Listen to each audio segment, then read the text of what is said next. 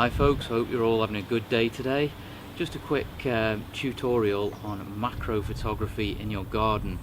It's nice and sunny today, so I thought I'd get out and about and just show you some simple tips and tricks for doing garden macro photography. All you need is one of these, a camera, macro lens and my trusty flash gun, and that's all you need to get started. So having found a suitable spot just in the corner of the garden here, got some really nice tulips that I can take a picture of. So I'm just going to take a couple of shots, just paying attention to composition, the focus and the background as well. So here goes.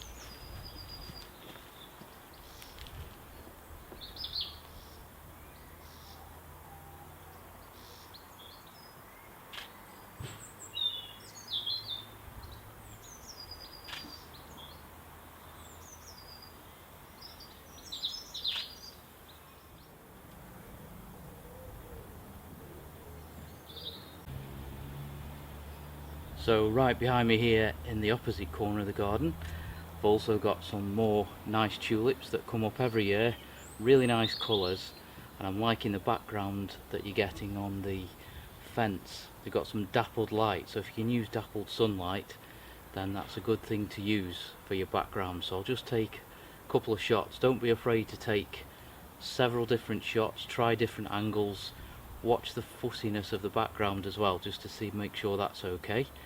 So I'll just try that out now.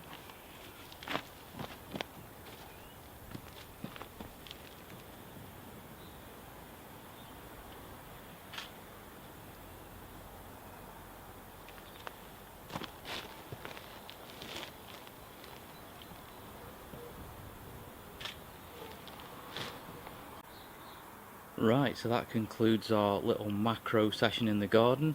Hope you've enjoyed it. I'll show you some images that I took at the end with some of the camera settings and how I edited them, etc.